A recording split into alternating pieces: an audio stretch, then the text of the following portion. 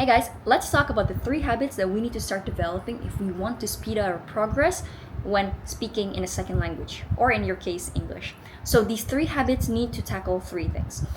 First habit need to tackle your input, the second habit need to tackle your output, and the third one is more about developing a critical eye in the language that you're using.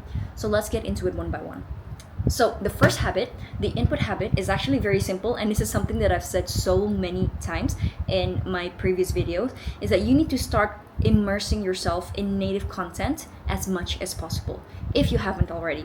So this is a habit that is absolutely non-negotiable, because when you start immersing yourself in native content, you're actually building an immersive environment in English without having to live in a country where English is spoken. So this is absolutely important, especially for you guys who are still living in your home country but urgently need to use English in your daily life. So native content is an absolute must. So if you guys are still consuming content on social media, let's say on YouTube or whatever social media is available these days, you need to start engaging with English content instead of only engaging in native content. So this means liking English posts, commenting on English posts, sharing, saving, whatever it is. It is very, very simple, but it will make absolutely a lot of difference. Sorry, I forgot to turn on the audio, but now it's all good. So, when you want to start immersing yourself in native content, there are actually 2 levels. The first one is that immersing yourself with random content in English. So, consuming random content in English is a lot better than consuming zero English at all. So, again, you can watch whatever TV shows that you want to watch. You can read whatever books that you want to read. You watch whatever YouTube videos that you want to watch. Whatever it is, the goal is that you want to get immersed as much as possible, right? But then there's a second level, and that is targeted input. So this means that you want to consume English content that is directly related to what your end goal is. So why do you actually want to get better in English? Is it because you want to get better at giving presentations at work? You want to get better at speaking with colleagues? Or if you are living abroad, maybe your goal is to feel a lot more included in society by speaking English more fluently. So whatever your goal is, basically, with targeted content, if you know your goal, you're going to start consuming content that is directly related to what you want to achieve in the end. So if you want to get better at presentations at work, then you're going to start consuming content about how do you present better, how to get better at public speaking. If you want to get better at presenting your PhD dissertation, then you want to start consuming content about the topic that you're researching. If you want to get better at communicating with your partner, then you're going to have to start consuming content about relationship tips or dating tips, whatever it is. So that is targeted content. Targeted input, I mean. So random content for enjoyment and targeted content for progress, and you need to know how to balance it. So the second habit has to tackle your output. So output can go in 2 forms, right? It could be either in writing or speaking.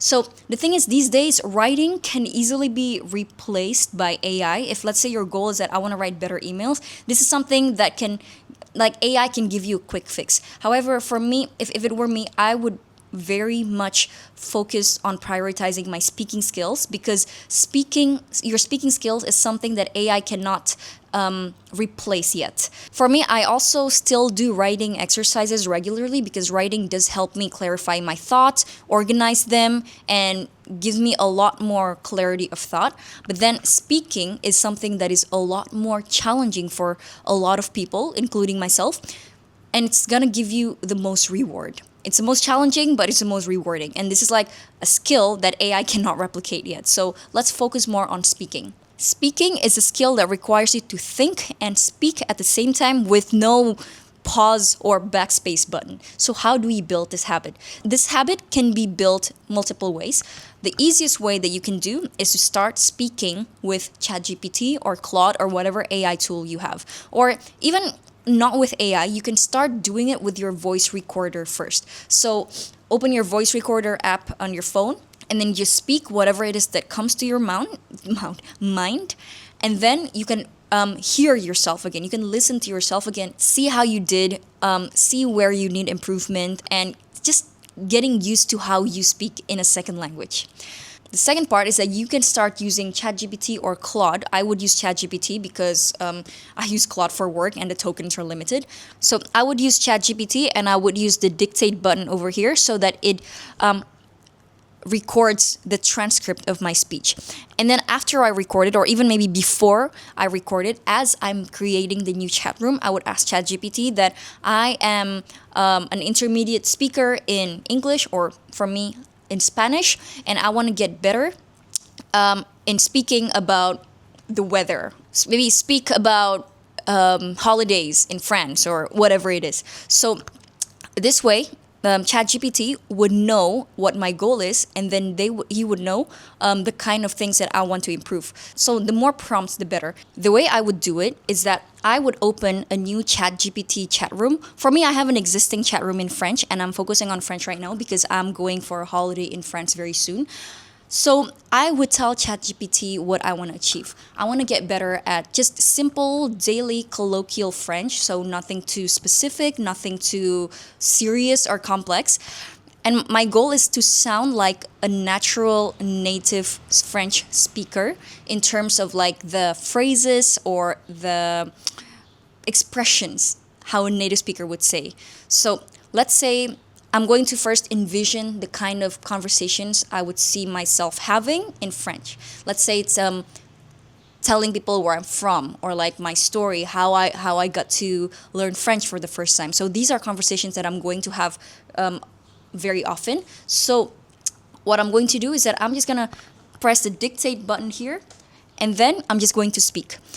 And then after I speak, I will ask ChatGPT, so this is my version. Can you please create a more natural, native French version of it? So like how a native speaker would just say it if they were to speak about the same thing. And then after that, I would ask ChatGPT to, let's say, flag some expressions that I use that are very awkward and unnatural, and I want to ask ChatGPT to create another version that is more natural and that I want to start using. So this way I can see the gap where I'm currently lacking and how I can improve it better.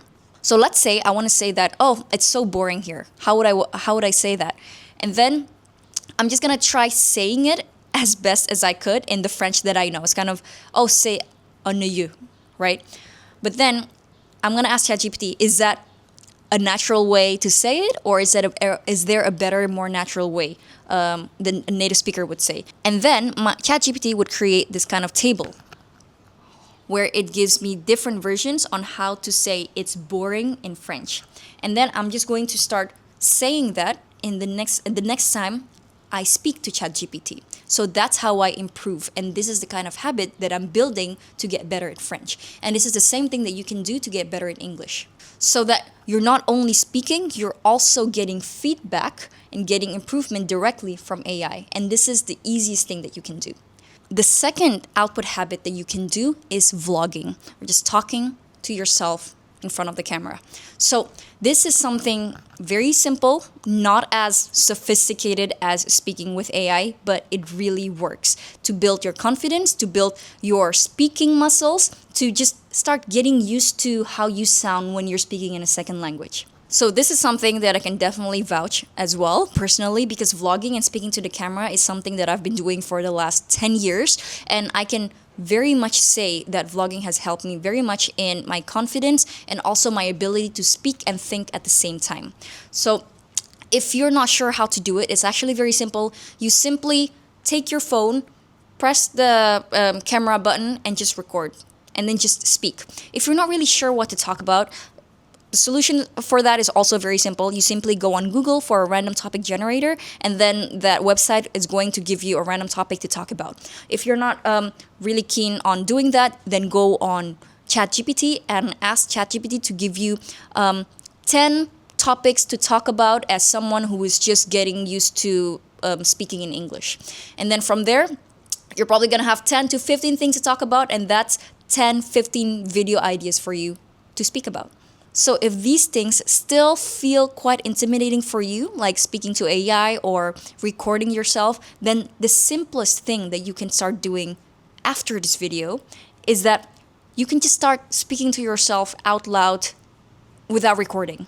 So start speaking to yourself in the bathroom when you're speaking, when you're showering or when you're doing your business, or speak to yourself in the kitchen when you're cooking. Speak to yourself when you just don't have anything to do. Whatever it is, you want to get this flight hours, this airtime, this practice to just start speaking from today. And then once you have built that comfort in speaking to yourself out loud, then you can graduate a level above that. You can go to the AI, to speaking to AI, and after that, you can graduate to vlogging. These things are very simple, and you can start with doing this 5 to 10 minutes a day. So if you have once built the stamina, and then you can go on for a long time, you can start testing yourself to speak for 5, 10, 15 minutes nonstop. But whatever it is, it starts now. And the easiest thing that you can do is to just start talking to yourself out loud. The third habit is something that I don't see a lot of other videos talk about. And this is developing a critical eye when you are engaging with the language. So this is what it means. Let's say you are consuming a piece of English content, let's say a TV show or a YouTube video. Oftentimes, when you consume it, you just passively receive it. So you just absorb the content, you are enjoying the show, but you don't really take it a step further to really notice the language. And noticing the language, I think, is what separates those who are stuck in a plateau and those who progress quite fast. So how does this look like? So let's say you're watching a TV show. When you're noticing the language, you're gonna really pay attention to how these speakers speak. So you're like, oh, that's a very interesting way to express that thought. Oh, that's a cool expression. Oh, wow, the way he pronounces that word actually sounds quite British.